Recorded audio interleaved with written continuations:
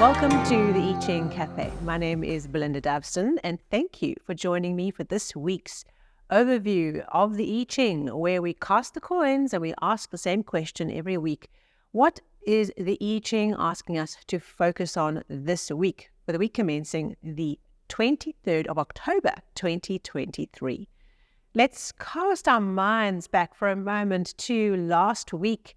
We had this hexagram 46 pushing upward, the plant pushing up through the soil, the growth opportunity, the effort that is rewarded if we dial in with that radio. As I mentioned, we dial into the frequency of effort and growth and putting our love and care into the thing that we are working on and being rewarded for it. Plus some interesting changing lines to work through. And of course, we had hexagram 26, taming power of the great, working with the idea of focusing the power. When we are immersed in the opportunity, the creative power and energy, what we experience is that energy forces us to be focused, like a Tai Chi master, right? Moving that Chi, very focused, slow movements as we worked with that flow of focus last week. So how did that work for you? Where did you find you were putting in the effort and growing? And of course, where is that focus energy really bringing returns? And I think I know for me what came up through the frequency of the radio station, what was a key area of growth that was coming to my awareness. And it was actually a really wonderful energy to work with. So if something happened for you, something evidential connected to the hexagrams from last week, please do share a comment. It's always great for us to learn from each other. Okay, this week, let's get into what is the focus point for this week. What is the radio station we are dialing into that we are connecting with this week? And it is hexagram 13, fellowship. This is a hexagram about how to work and play nicely with others, okay? And we work with collaboration through this hexagram. We learn that a fellowship, okay, whether that is a family fellowship, a work fellowship, a business fellowship, community fellowship, that we can achieve wonderful things when we harmonize our activities with others, especially where there is a unifying goal, something that sits at the heart of that union, right, of that collaboration. This is not a leader telling, minions what to do. It's not that kind of relationship. It's people coming together, working together to achieve something. So if you would like more detail on this hexagram, over and above what I share with you in this episode, this hexagram is one of the ones I've completed in the I Ching hexagrams playlist. So if you'd like more information on this one, pop along there and you can get the full deep dive into hexagram 13. Okay, so as we work with this hexagram, we can bear in mind for any hexagram that there's two facets. There's one, the blessing that hexagram brings to us, even if we don't like the blessing it's bringing.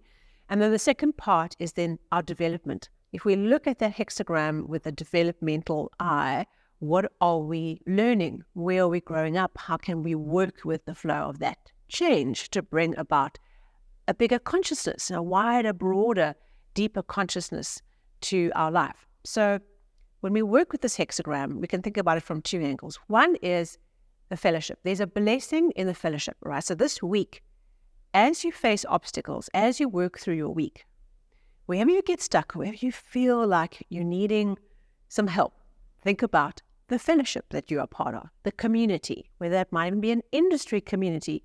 It might even be an informal WhatsApp group or a group of people or a group of mentors or a group of ex-colleagues or current colleagues who have got a unifying principle, something that you're working together around. Think about a football team, right? There's a unifying principle that binds always diverse people together, and they all have different roles in the team, but there's this unity that binds everyone together, okay? So think about, where am I connected in fellowships? Where am I in fellowships with others, in collaborative endeavors with others? And we all are collaborating on some level with other people all the time, especially in the work situation and business and in our personal communities, in our hobbies, whatever it is, there are fellowships that we are bound to where there's a unifying principle sitting in the middle. So this week, the answer to some problems that we're facing can be found by reaching into the fellowship, by doubling down on the fellowships we are part of, the clans and communities and resources that we are contributing and we are part of. So reach out into your community this week as you collaborate with them. The second part of this hexagram is the development part. This is the part where we have to grow up. And so the other facet of the week as we work through this week ahead is, where am I not the greatest contributor to the fellowship I've committed myself to? Okay, so part of this process is saying, okay, I'm in a fellowship of some kind. Where do I have to do some work to be a better fellow, to support the fellowship, to energize it, to rally other people to support it? Perhaps you can see that there are people in your fellowship who are not doing what they're committed to doing. Okay, any kind of volunteer situation is a classic example. Okay, where do we need to all, muscle in, okay, pull ourselves together and do what we need to do to make this thing work, to harmonize the group, okay, because that is the work of the fellowship, is to work in collaborative harmony with other people.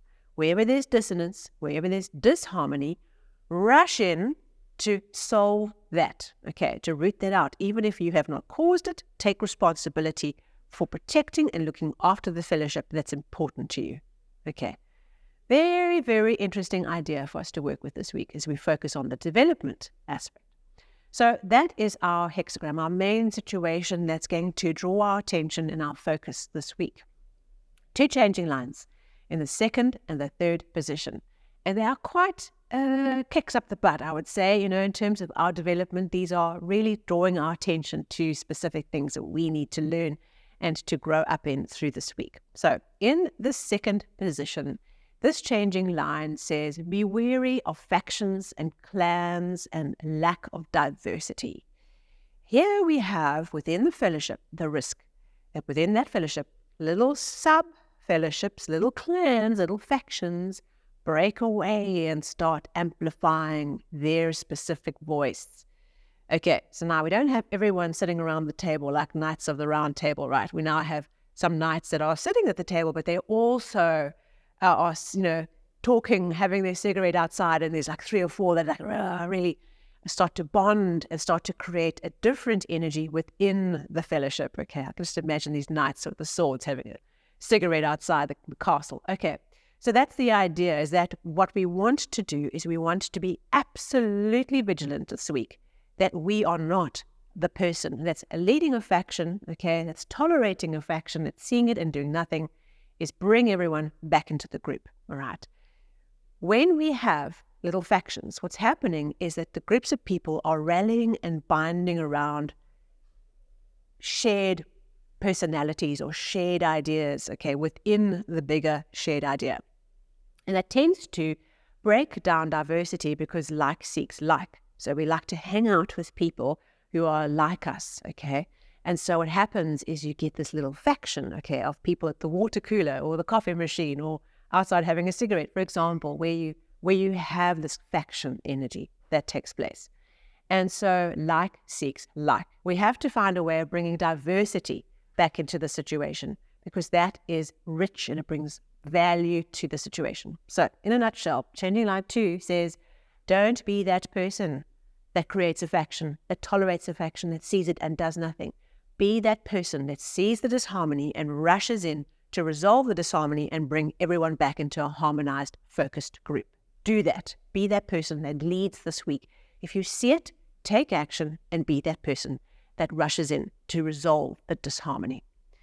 Now, in the third line, okay, here we have another area of personal development where if you read the text, it talks about, hiding your weapons and hiding your possessions under a bush and then running up a hill and staring down at the other camp and looking in to see what's happening. And it really talks to this idea of secrets and mistrustful behavior. Okay, so the risk is we either see this in others or we see this in ourselves where we become suspicious, okay, and mistrustful of the clan, the fellowship, the group, okay, the community that we are connected to, the thing that is online for you this week. What we can do is we can then hide our things under the bush, all right, which is holding back, okay, keeping parts of ourselves at bay out of the situation, okay, right, secretive. Or we can go up, climb up to the top of the hill and look down at the other camp and try and figure out what's going on, being a spy, right, trying to find out what's going on. And of course, the way that a fellowship stays in harmony is if we sit around the round table like the knights and we talk it out. We resolve the issue. We put things on the table and we seek to understand things as they are and resolve any issues that create barriers between people and perpetuate this idea of mistrustful behavior and creates resentment and obstacles and separation. Okay. Our task this week is to be hypervigilant to our own tendencies, to be mistrustful, even when we don't have good data, okay, is to be in that mode, because that just breaks down the fellowship, it breaks down everything it's trying to achieve, and to spy and to try and get extra information around the back, okay, right? You get the picture, all right? We have to be at the table, round the table. Any issues that come up, we have to put them on the table, we have to hold the space, and we have to thrash it out and get to the heart of the issue and not fill in the blanks with our own dramas and stories of what we think is happening, and as a result, just undermine everything the fellowship is trying to achieve. So, 2 very interesting personal development lines for us to work with this week. So where does that flow? Where is our outcome hexagram, our relating hexagram, and what I recently started to call our victory hexagram? What is our path to victory, the transformation journey that this week is bringing to us? It is hexagram 10, treading. Oh, we know this one well. This is the tiger or the dragon, all right? That's the power in the situation, the tiger. And we have the ability to follow the tiger, to follow the power that's pulling us forward. But if we run after that tiger as the little innocent young lass, all right, running after the tiger, we can step on its tail, we can irritate it, and we can cut off that power because the tiger can refuse to assist us or can nip us back, right? So this week, as we work with this idea of fellowship, as we tap into overcoming the things that create disharmony in our fellowships, as we lead and rush into where there is disharmony, we work with this idea of seeking victory through the process we follow. Hexagram 10, treading, is definitely not a couch and popcorn hexagram. It's about going for it, right? It's about following the power that's there. It's about leaning into the opportunity. It's about following through on the things that you're wanting to do. But it's how we do it that counts. We follow it step by step. We follow a process. We go for it, but we put one foot in front of the other. We stay calm and focused. We don't rush. We don't run. There's no need to panic. We just follow due process and keep moving forward. Follow the power that's there. So I would say that this week there's a lot of personal development, even if it is you spotting in the fellowships that you're a part of where there's dissonance. Rush in to be the one that overcomes that disharmony, to solve the problem, to bring awareness to the group, to unite everyone around the thing that is most important, your core value. Get everyone back to this idea of what is your core value, what is the purpose by which you are all working together.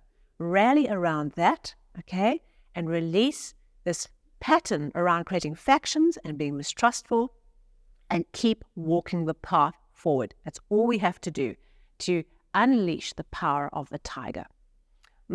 Interesting stuff. Thank you so much. Please, if this was interesting to you or useful, please, a nice thumbs up would be great. If you would like to join us on the regular, please hit that subscribe button and the bell, and of course the follow button on the podcast version if you'd like to get the weekly and monthly episodes straight into your app as they are live. Thank you so much, and I look forward to seeing you soon at our next weekly overview.